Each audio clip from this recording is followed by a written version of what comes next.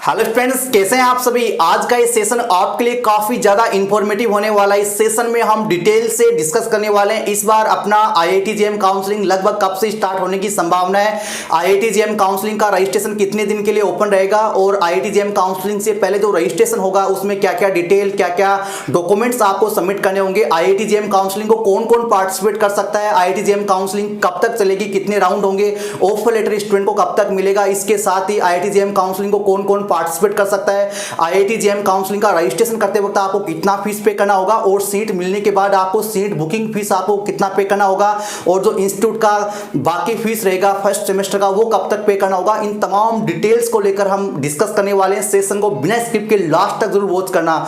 तो सबसे पहले तो स्टूडेंट्स आपको बिल्कुल सरल शब्दों में क्लियर कर दूं, आईआईटी जेईई काउंसलिंग जो होता है जिसके रिजल्ट आएंगे फर्स्ट राउंड का, सेकंड राउंड का, थर्ड राउंड का, तो आईआईटी जेईई काउंसलिंग स्टार्ट होने से पहले आईआईटी जेईई काउंसलिंग का रजिस्ट्रेशन फॉर्म फिल करना होता है, जिसको रजिस्ट्रेशन फॉर्म भी बोलते हैं या एडमिशन फॉर्म भी बोलते हैं। तो आईआईटी जेईई काउंसलिंग जो भी स्टूडेंट पार्टिसिपेट करना चाहते हैं यानी आईआईटी में एडमिशन लेना चाहते हैं जेईई स्कोर के थ्रू, तो उन सबको क्या करना होता है, पहले अपना रजिस्ट्रेशन फॉर्म फिल करना होता है, उसके बाद में आपके रिजल्ट आते हैं फर्स्ट सेकंड थर्ड राउंड का। तो इस बार स्टूडेंट्स लगभग 2 अप्रैल से आपके आईआईटी जेईई काउंसलिंग के रजिस्ट्रेशन फॉर्म स्टार्ट होंगे यानी एडमिशन फॉर्म स्टार्ट होंगे और ये लगभग 2 वीक के लिए चलेगा, लगभग 15 या 16 अप्रैल तक चलेगा। हालांकि अभी ये टेनेटिव डेट है, ये आगे एक्सटेंड भी हो सकती है।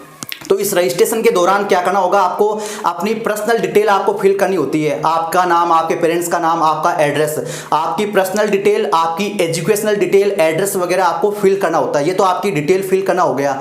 सेकंड नंबर पे स्टूडेंट्स आपको अपने डॉक्यूमेंट्स सबमिट करने होते हैं, जिसके रिगार्डिंग मैंने एक सेपरेट सेशन बना दिया जिसमें आपको कुल 8 तरह के डॉक्यूमेंट आपको सबमिट करने होते हैं, ठीक है। और जो जनरल कैटेगरी वाले स्टूडेंट है उनको केवल 7 तरह के डॉक्यूमेंट आपको सबमिट करने होते हैं, जिसमें आपका नेशनलिटी सर्टिफिकेट आ गया, 10th 12th ग्रेजुएशन के मार्कशीट आ गए, डिग्री सर्टिफिकेट आ गया। और इसके साथ स्टूडेंट्स अगर आपका रिजर्व कैटेगरी है तो आपकी कैटेगरी का जो भी निर्धारित फॉर्मेट है उसमें आपको अपना कैटेगरी सर्टिफिकेट सबमिट करना होता है। ये सेकंड हो गए स्टूडेंट्स। थर्ड नंबर सबसे इंपॉर्टेंट है। थर्ड नंबर पे स्टूडेंट्स आप जिन भी इंस्टीट्यूट में एडमिशन लेना चाहते हैं आईआईटीज में और उनके प्रोग्राम में, उनको एक प्रॉपर सीक्वेंस में आपको जमाना होता है, जिसको हम क्या बोलते हैं, चॉइस फिलिंग ऑर्डर या कॉलेज या प्रोग्राम प्रेफरेंस ऑर्डर। ये सबसे इंपॉर्टेंट होता है। इसमें बहुत सारे स्टूडेंट गलती कर देते हैं और गलती करने के पर क्या होता है, उनकी अच्छी रैंक होने पर भी उनको अच्छा इंस्टीट्यूट नहीं मिल पाता है। तो ये सबसे इंपॉर्टेंट पार्ट होता है काउंसलिंग के एडमिशन फॉर्म का। और काउंसलिंग का जो रजिस्ट्रेशन क्लोज होने के बाद, काउंसलिंग का रजिस्ट्रेशन फॉर्म क्लोज होने के बाद आप इसमें चेंज नहीं कर सकते। फिर जो ये क्या हो जाता है, लॉक हो जाता है, लॉक होने पर ये अनलॉक नहीं होता है, फिर तो इसके अकॉर्डिंग ही आपको कॉलेज मिलती है। तो ये सबसे इंपॉर्टेंट होता है। तो इसको लेकर आपको घबराने की जरूरत नहीं है। इंडिविजुअल सब्जेक्ट का, हर एक सब्जेक्ट का, फिजिक्स हो, केमिस्ट्री हो, मैथमेटिक्स हो, जियो फिजिक्स हो, हर एक सब्जेक्ट का स्टूडेंट्स हम डिटेल से डेडिकेटेड चॉइस फिलिंग ऑर्डर का सेशन बनाएंगे। आप चाहे तो लास्ट ईयर का देख सकते हैं, नहीं तो हम इस साल के लिए भी डेडिकेटेड सेशन बनाएंगे कि आपको अपनी काउंसलिंग के दौरान किस तरह से प्रेफरेंस ऑर्डर आपको बनाना है जिससे आपकी जो रैंक है उसे बेहतर से बेहतर इंस्टीट्यूट आपको मिल जाए। हालांकि इंडिविजुअल सब्जेक्ट का डिटेल से हम डेडिकेटेड सेशन बनाएंगे जिसमें आपको हम डेमो के साथ हम समझाएंगे।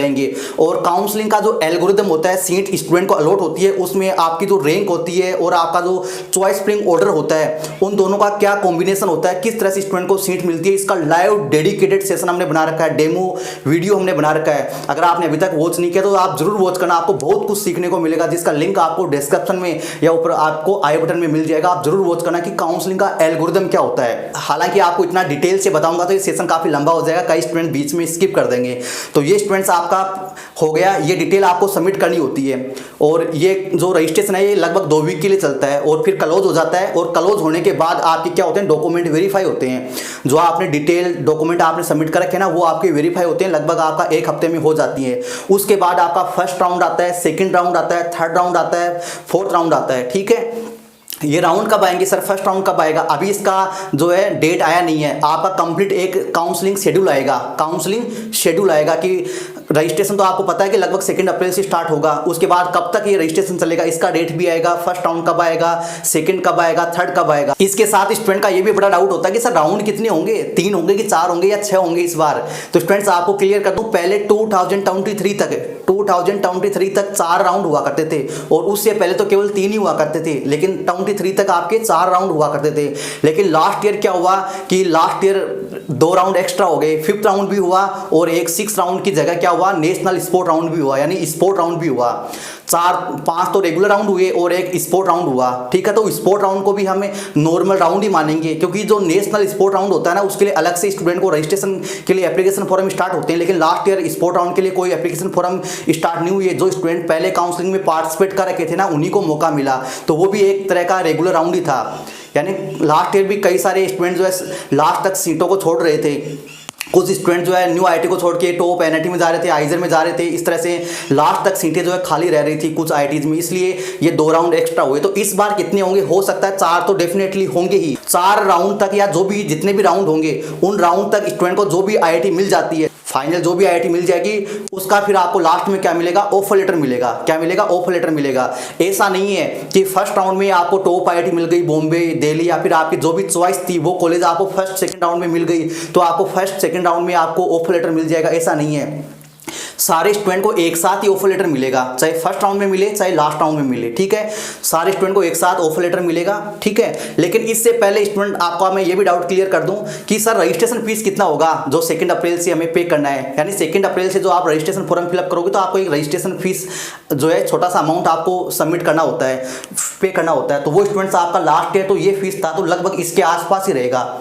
हो सकता है 50 रुपये या 100 रुपये इस बार बढ़ जाए, इंक्रीज हो जाए, लेकिन अप्रोक्सीमेटली इसके आसपास ही रहेगा। इसके साथ स्टूडेंट जैसे आपके काउंसलिंग का फर्स्ट राउंड आता है, सेकंड राउंड आता है, थर्ड राउंड आता है, तो फर्स्ट राउंड का रिजल्ट आने के बाद स्टूडेंट्स आपको क्या करना होता है, आपको अगर सीट मिल चुकी है तो आपको सीट बुकिंग फीस पे करनी होती है और विलिंगनेस सबमिट करनी होती है। सर विलिंगनेस क्या होती है और सीट बुकिंग फीस क्या होती है? अगर आपको सीट मिली है और उस सीट को आप एक्सेप्ट करना चाहते हैं, आप उसी सीट पे एडमिशन लेना चाहते हैं, या फिर आप उस सीट को एक्सेप्ट करके आप नेक्स्ट राउंड का वेट करना चाहते हैं और अपग्रेड करना चाहते हैं, जैसे आपको आईआईटी जोधपुर मिल गई लेकिन आप चाहते हैं मेरे को इंदौर मिल जाए, तो उसको क्या कहते हैं, अपग्रेड करना।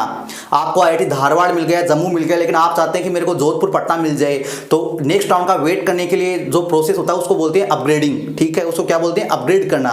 और अगर आपको मान लो आईआईटी बॉम्बे, दिल्ली मिल गया, आप उसी पे एडमिशन लेना चाहते हो, तो उसको क्या बोलते हैं, फ्रीज करना, कि मेरे को आगे के राउंड पार्टिसिपेट नहीं करना है, मेरे को फ्रीज करना है। तो ये विलिंगनेस का डिटेल से मैंने सेपरेट वीडियो बना रखा है, यहाँ हम बताएंगे तो काफी जो सेशन है लंबा हो जाएगा, तो इसके रिगार्डिंग हम सेपरेट वीडियो बना देंगे इस बार भी, और लास्ट ईयर का आप वॉच कर सकते हैं। तो विलिंगनेस में आपको अपना ऑप्शन चूज करना होता है जो भी आपके अकॉर्डिंग सुटेबल लगे। हालांकि इसके रिगार्डिंग हम कंप्लीट और डिटेल से सेपरेट वीडियो बनाएंगे। तो विलिंगनेस सबमिट करने के बाद अगर आप सीट को अपग्रेड करते हैं या फ्रीज करते हैं, इन दोनों कंडीशन में आपको सीट बुकिंग फीस पे करना होता है। सीट बुकिंग फीस आपको पे करना होता है। Seat booking fees student last year का ये था, जनरल ईडब्ल्यूएस ओबीसी के लिए सेम फीस रहता है और एससी एसटी के लिए ये आधा फीस आपका लगभग रहता है। तो ये फीस आपका रहता है सीट बुकिंग फीस।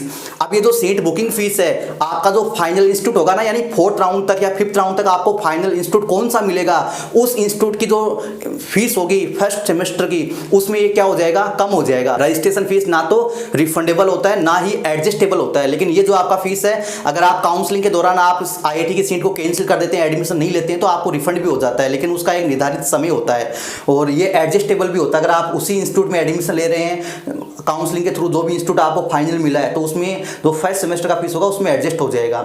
बाकी जो फीस है वो आपको ऑफर लेटर आने के बाद आपको पे करनी होती है। ऑफर लेटर कब आता है मैंने आपको क्लियर कर दिया, आपके कंप्लीट सारे राउंड खत्म होने के बाद आपका ऑफर लेटर मिलता है। उसके बाद स्टूडेंट्स आपको अपनी जो है बाकी जो फीस है फर्स्ट सेमेस्टर की, hostel mess fees, tuition fees, ये जो भी फीस है वो आपको पे करनी होती है।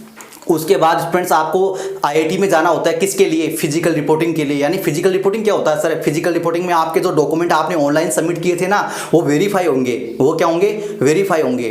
कुछ आईआईटीज में तो जो फीस होती है वो ऑनलाइन पे हो जाती है, कुछ में आपकी जो है फिजिकल रिपोर्टिंग के दौरान आपकी ऑनलाइन पे होती है। तो उसके रिगार्डिंग तो हम सेपरेट आपको बता देंगे, और आपका ऑफर लेटर आता है उसमें सारा कंप्लीट डिटेल होता है। तो ये स्टूडेंट्स आपका डाउट क्लियर हो गया कि आपका आईआईटी जेईई काउंसलिंग होता है, उसमें क्या क्या प्रोसेस होता है, कितना फीस होता है और कौन कौन पार्टिसिपेट कर सकता है। और ये भी मैं आपको अच्छे से क्लियर कर दूं, जो स्टूडेंट आईआईटी जेईई एग्जाम को क्वालिफाई किए ना, वही इस काउंसलिंग को पार्टिसिपेट कर सकते हैं, और जिनका रैंक बहुत कम है, जिनका स्कोर बहुत कम है, उनको एनआईटी का काउंसलिंग करना है, आईआईटी का काउंसलिंग नहीं करना है। हालांकि इंडिविजुअल सब्जेक्ट में, इंडिविजुअल कैटेगरी में, अलग अलग सब्जेक्ट कैटेगरी में कितनी रैंक तक स्टूडेंट को आईआईटी जेईई काउंसलिंग करना बेनिफिशियल होगा, इसका भी कंप्लीट डिटेल से सेशन बनाएंगे। मैं कह रखा हूं ना, आपके पूरे काउंसलिंग प्रोसेस में पीके सर आपके साथ खड़ा है।